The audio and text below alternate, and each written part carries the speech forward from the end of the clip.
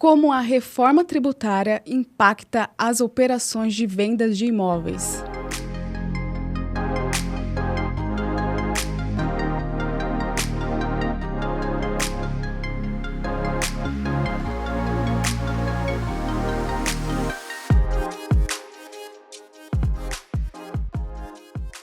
Começando mais um SP Imovelcast e hoje o assunto é para quem pensa em comprar, vender e investir. Então fica até o final do vídeo para você conseguir tirar todas as suas dúvidas. Eu sou a Karen Carvalho e estou aqui com o Marcel de Toledo. Olá, Karen.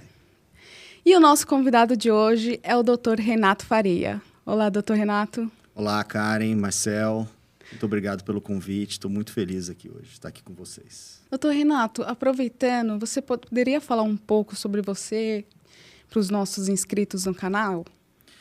Bom, eu sou advogado, milito na área tributária há mais de 20 anos, sou sócio da área tributária no escritório Martins Vilac, também sou professor de Direito Tributário, especificamente no tema que a gente vai debater aqui hoje, né, na área imobiliária, é um tema que eu tenho trabalhado aí nos meus últimos anos. Renato, como a reforma tributária impacta nas operações de vendas de imóveis? Bom, assim como no mercado locatício, a reforma tributária vai impactar em cheio as operações de venda de imóveis. Então, eu diria que o primeiro ponto é a gente entender como que esse impacto vai ser mensurado, né? E eu não estou falando aqui só em termos de carga tributária, se vai aumentar o volume de tributos, de impostos que uma empresa que vende imóvel, estou falando aqui das incorporadoras, vai recolher. O mercado imobiliário, e aqui falando, né, principalmente das incorporadoras, que é quem vendem os imóveis no final do dia, não está acostumado a emitir nota fiscal. E isso é um game changer aqui na reforma tributária. É algo que vai mudar drasticamente como que esse ecossistema se comporta. Então, antes de fazer conta, antes de entender o impacto, é preciso entender essas empresas estão preparadas do ponto de vista tecnológico? Como que os sistemas delas estão? O SAP dela já permite, o ERP dela, os sistemas internos já permite emitir nota fiscal na venda de um imóvel? Isso nunca aconteceu. Principalmente as incorporadoras menores, né? Esse vai ser o que vai sofrer mais para entender esse novo sistema tributário, né? Certamente, Marcel. E possivelmente, talvez elas não tenham um sistema próprio, vão se valer das plataformas que nós temos hoje, da plataforma de emissão de nota fiscal eletrônica da própria Prefeitura de São Paulo, que está optando por seguir um caminho próprio, né? Diferentemente de outros municípios que vão se plugar numa base nacional. A gente já está no finalzinho do ano e ainda tem bastante incerteza sobre isso. E quando eu penso, principalmente no mercado imobiliário, né, ou como o legislador optou por chamar de operações com bens imóveis, nas quais se incluem as incorporadoras, a gente tem uma absoluta falta de regulamentação. A gente não sabe ainda como que essa nota fiscal vai ser, quais os campos que vão ter que ser preenchidos. E, principalmente, o legislador trouxe situações em que a pessoa física vai ser equiparada a um contribuinte do regime regular da reforma tributária, que ele vai ter que emitir nota fiscal. Como que uma pessoa física vai emitir nota fiscal? Nada está definido ainda. Tem se falado aí nos bastidores de uma prorrogação para o início da emissão da nota fiscal, mas a gente não tem nada ainda oficialmente sobre esse ponto. Tá? Então, pensando aí, né, na reforma tributária que veio com a emenda constitucional 132, lá no final de 2023, regulamentada pela Lei Complementar 214, no início agora de 2025, é fundamental entender quais que são esses impactos, né? Então, sim, eu estou trazendo aqui uma perspectiva do ponto de vista da tecnologia, né? Superado isso, né? Ou seja, você ali amparado por profissionais que vão auxiliar as incorporadoras a navegar essas águas, não apenas no início da reforma tributária, mas principalmente durante o período de transição, e eu estou falando de um período de transição longo aqui, são 7 anos. vai ser importante entender como que esse novo regime de tributação vai caminhar para o mercado imobiliário aqui especificamente. A partir do texto da reforma tributária, é possível a gente perceber como que o legislador está encarando essas pessoas. Primeiro, tem as regras gerais, né, que vai definir quem que está sujeito a pagar esses novos tributos, né? O IBS, né? O Imposto sobre Bens e Serviços, e a CBS, que é a Contribuição sobre Bens e Serviços. O IBS vai substituir o ISS e o ICMS de uma forma bem gradual ao longo desses 7 anos, e a CBS vai substituir o PIS e a COFINS logo no início. A partir de 2027, o PIS e a COFINS serão extintos e a CBS já entra em cena. Então, o legislador ele traz algumas orientações mais subjetivas, como, por exemplo, se aquela pessoa realiza operações de maneira habitual, se ela realiza operações em volume que caracteriza uma atividade econômica, se ela realiza as operações de uma maneira profissional. Isso tem a ver, mais ou menos, com o perfil da pessoa e a recorrência em que ela realiza essas operações. Então, para saber, principalmente as pessoas físicas, se elas vão estar sujeitas a esse novo regime de tributação, eu vou ter que sempre olhar com esse olhar, né? Qual que é o perfil? Qual que é a recorrência que ela realiza isso? Então, nem todas, né? Quando eu estou pensando nas incorporadoras, na pessoa jurídica, em regra, elas estão sujeitas aos novos tributos. Elas já precisam estar adequadas, né? Fazendo os testes, fazendo simulação nos ambientes de testes, atualizando seus sistemas, conversando com a contabilidade, reprecificando, né? Quanto que vai ser aquele produto que ela está lançando, aquele de 2 dormitórios, aquele produto de luxo, quanto que vai custar, quanto que ela vai repassar de imposto, já que os novos tributos têm que ser destacados na nota fiscal que ela nem emite ainda, né? Como que isso vai acontecer? Então, isso é super importante. E quando eu falo da pessoa física, o legislador trouxe algumas regrinhas. Para a pessoa jurídica, é mais simples, né? Eu vou ali, vou analisar a atividade econômica dela, vou olhar o contrato social, vou ver o cartão do CNPJ, vou ver se os quinais estão adequados. Geralmente, sim, né? E os contadores vão ter contadores mais preparados, sim, provavelmente. Já né? estão acostumados, né? Exatamente. Já sabe ali o que é o KNAI, né? Como que eu contabilizo uma unidade que está no meu estoque, que está disponível para venda, né? Fez a construção, terminou, como que aquilo ali se registra. Então, já está mais ou menos acostumado. A novidade, é lógico, é a emissão da nota fiscal para as incorporadoras, são os novos tributos, a gente ainda não sabe como que isso vai ser. Mas e para a pessoa física, né? Como que ela vai estar sujeita? Então, além daqueles requisitos subjetivos que eu acabei de falar, habitualidade, um volume de operações que caracteriza uma atividade econômica, o legislador também trouxe algumas regrinhas objetivas para o mercado de venda de imóveis para a pessoa física. A primeira regrinha é, se ela vendeu no ano calendário anterior, ou seja, no ano anterior, pelo menos 3 imóveis distintos. E desde que esses imóveis não estejam no patrimônio dela há mais de 5 anos. Ou seja, esses imóveis têm que estar há menos de 5 anos no patrimônio dela e ela tem que ter vendido 3 imóveis. Por que isso? O legislador está buscando aqui um caráter especulativo, uma pessoa que está comprando e vendendo imóveis. E aqui tem um ponto interessante que o legislador trouxe algumas situações de como que isso é calculado. Porque você pode ter uma situação que você recebeu imóveis de herança dos seus pais, recebeu um conjunto de imóveis e decidiu, em algum ano, vender aqueles imóveis. Porque você já tem a sua moradia tudo de uma vez. Você está sujeito a pagar imposto agora como um contribuinte regular? O que o legislador determinou? Ele determinou que, no caso de imóveis recebidos de herança, de doação e, no caso de uma dissolução de sociedade conjugal, ou seja, de um divórcio, a contagem desses 5 anos é contada da data original da aquisição. Ou seja, se foi o seu pai ou a sua mãe que faleceu e você recebeu de herança, aqueles 5 anos não conta da data do inventário, conta da data que o seu pai ou sua mãe comprou. Se o seu pai está te doando um apartamento, não conta da data da doação, conta da data que o seu pai comprou aquele apartamento. Então, o legislador cuidou disso também, porque nessa situação que eu trouxe, a pessoa recebeu imóveis em herança e doação e decidiu vendê-los, ele não tem uma finalidade especulativa, ele não faz aquilo ali como se uma atividade econômica fosse. Com certeza. A segunda regrinha é se a pessoa construiu o imóvel nos últimos 5 anos e vendeu. Isso tem muito a ver aí com o programa Minha Casa Minha Vida, com pessoas que compram lotes e, em vez de simplesmente revender o lote, decide fazer uma construção, né, ter um valor agregado maior e vendê-lo. O legislador entendeu que, se isso acontecer dentro de um período de 5 anos, aquela pessoa está sujeita a pagar os novos tributos.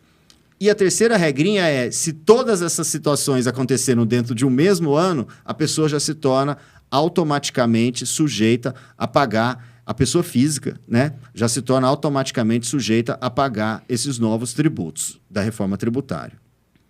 Então, de novo, né, o legislador está preocupado com o quê? Com o perfil daquela pessoa física e com a recorrência que ela faz isso, tá?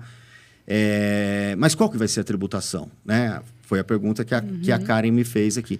E aqui o legislador teve um cuidado especial também. A gente tem um déficit habitacional aí na casa de 6, 7 milhões de moradias no país.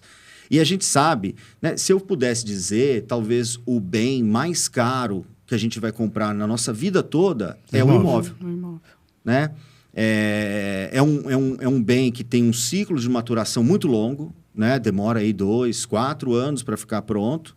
Né, um imóvel novo, né, um imóvel na planta que você compra, e ele tem um valor altíssimo. Né? Não à toa, existem financiamentos de 30 anos. 35 anos.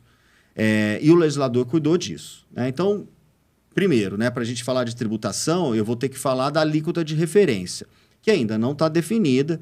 Né? O Senado Federal ainda não definiu. A própria lei complementar determina que a definição da alíquota para 2027, ela vai ser apurada com base nos resultados de arrecadação dos anos de 2024 e 2025, né? E aqui vale um ponto, né, sobre o período de transição. É a partir de 2027 que os efeitos econômicos da reforma, os efeitos econômicos diretos da reforma começam a valer, porque os indiretos já estão acontecendo, né? Contratando sistema, contratando pessoas, mudando de contabilidade, fazendo testes, né? Entendendo a reprecificação. As empresas já estão se movimentando, né? Muito sobre isso. A reforma tributária está aí, começa no dia 1º de 2026. Não adianta mais reclamar. É a lei posta, a gente tem que entender como que isso vai impactar o teu negócio. O empresário precisa saber quanto de imposto que ele vai pagar, né?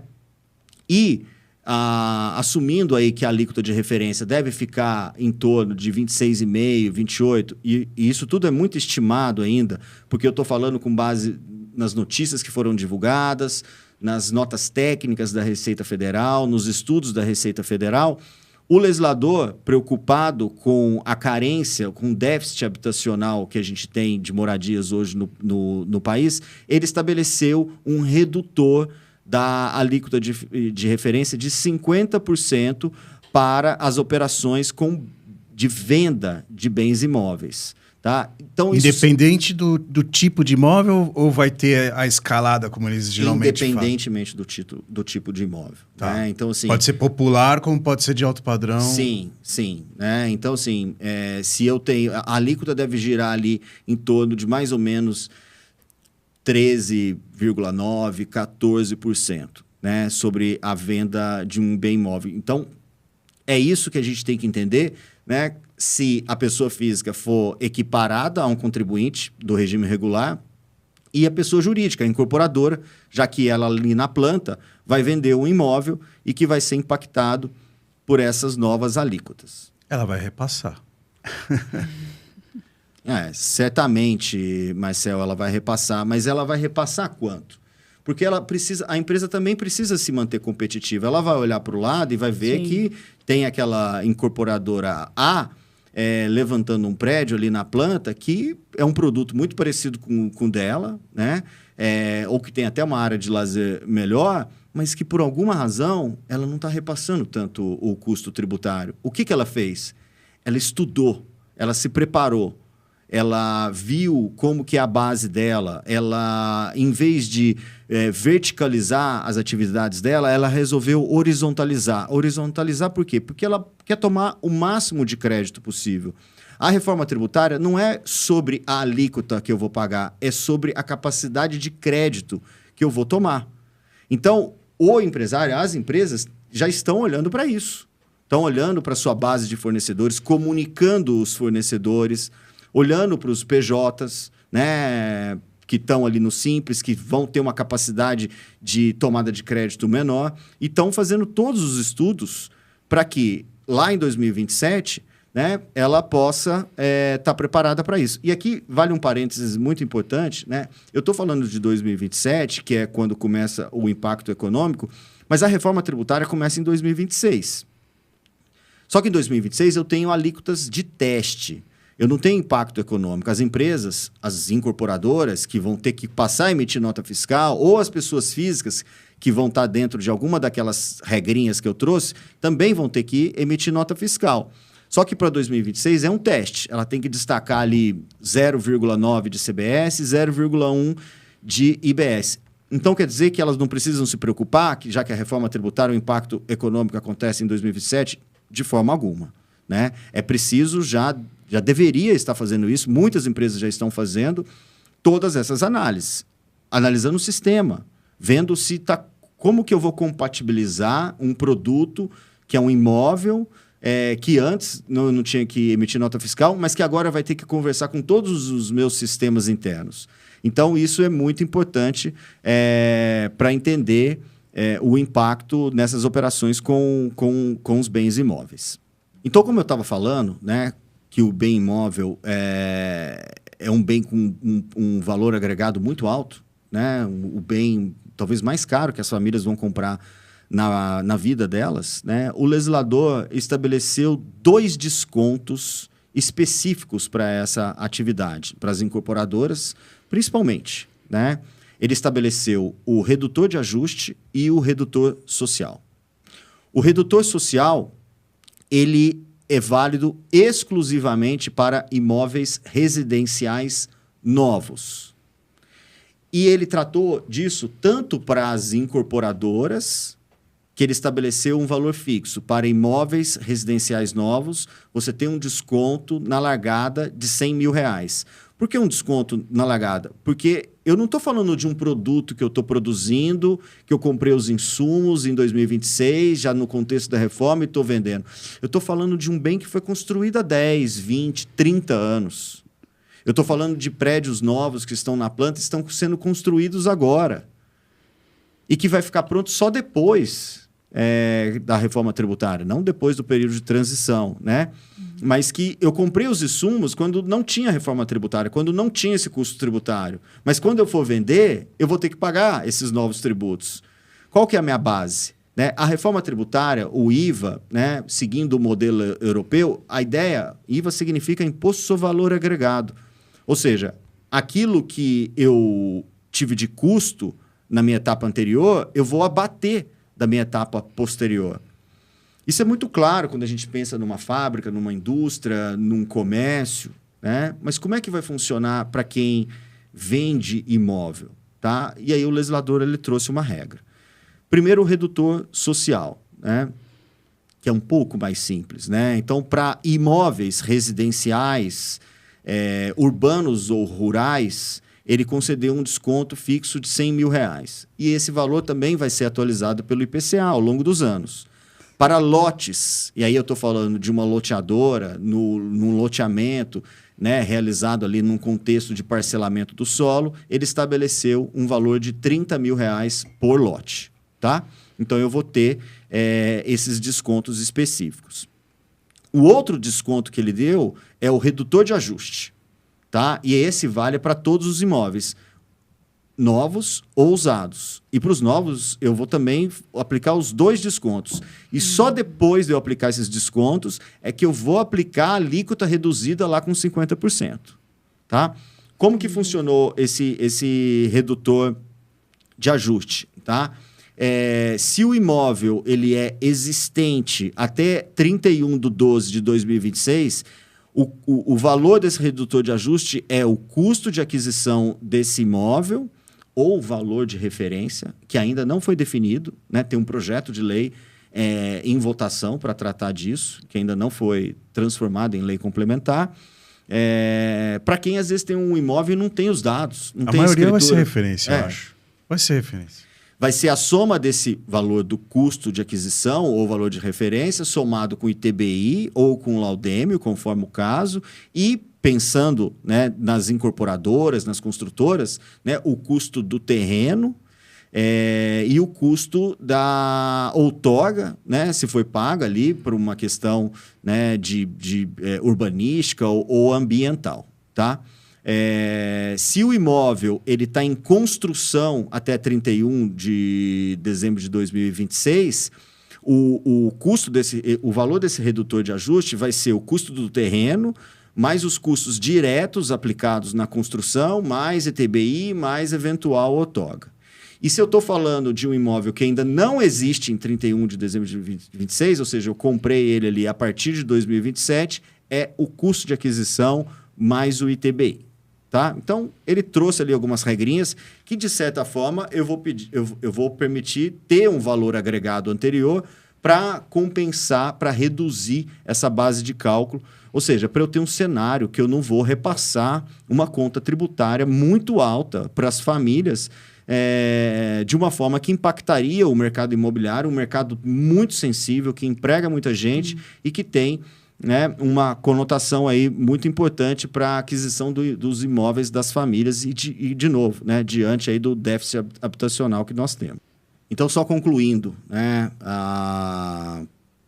o legislador trouxe aí 2 descontos específicos, né, isso é bem não é à toa que é chamado de regime específico das operações com bens imóveis, né, o redutor de ajuste, com todas essas situações, o redutor social, né, o redutor de ajuste a gente vai poder utilizar ele sempre, né, a cada transação imobiliária. O redutor social ele é utilizado uma única vez, porque ele se refere a imóveis novos, né, e com esse objetivo de não impactar tão negativamente essas operações, porque a compra e venda de um imóvel tem uma relevância social muito grande na sociedade como um todo. É uma pena que não vai entrar os imóveis usados aí também, né?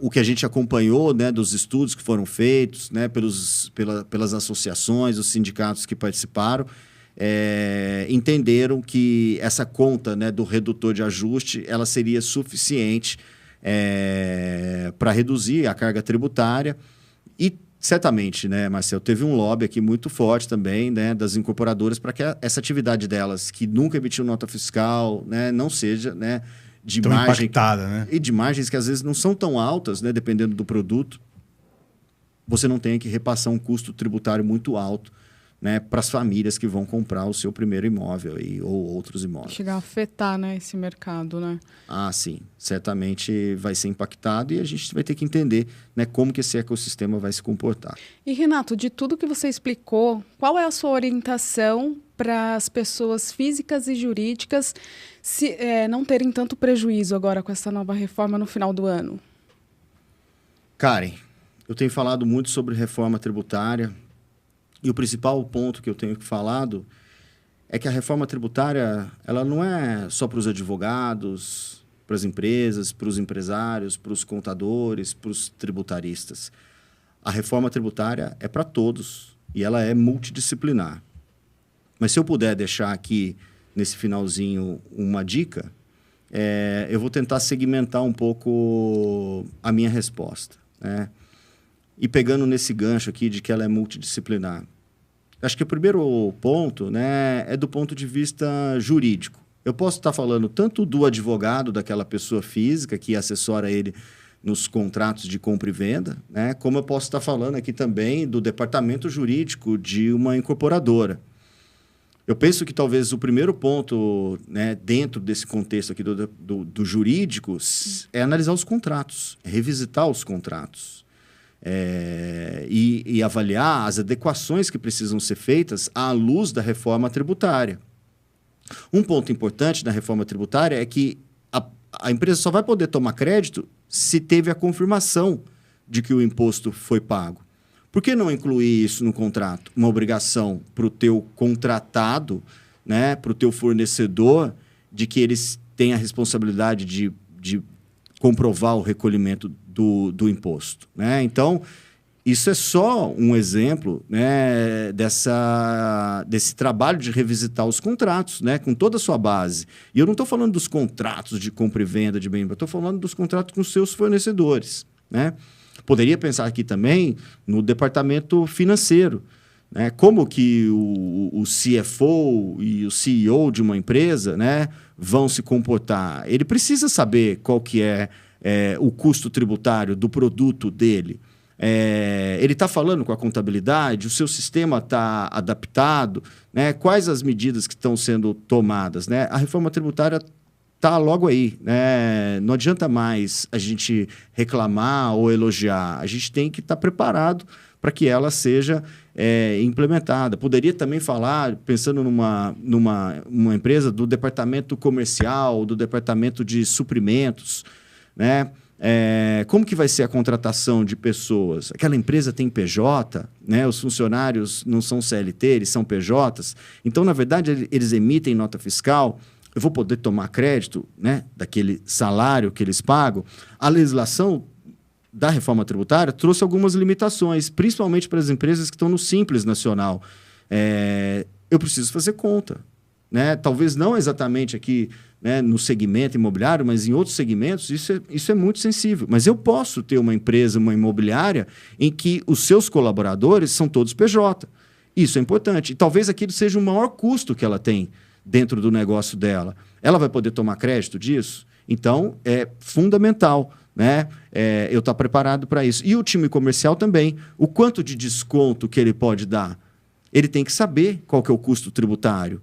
Quanto que ele vai poder repassar para ele saber se ele consegue dar desconto. Então, se eu puder dar um conselho final, eu acho que nesse finalzinho de ano, nessa reta final, é para que as empresas estejam preparadas para isso.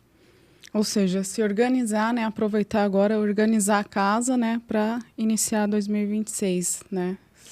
É isso aí, cara. Já deveriam estar fazendo, tá? Mas se não começaram, que comecem logo, porque ainda está em tempo. Verdade. Obrigada, Renato, por participar aqui do nosso podcast. E quem quiser te procurar para tirar alguma dúvida, você pode deixar os seus contatos. Em primeiro lugar, obrigado, Karen, Marcel. Obrigado, Renato. Bom, os meus contatos estão aí na descrição. Vai ser um prazer poder falar aí com os ouvintes, dialogar.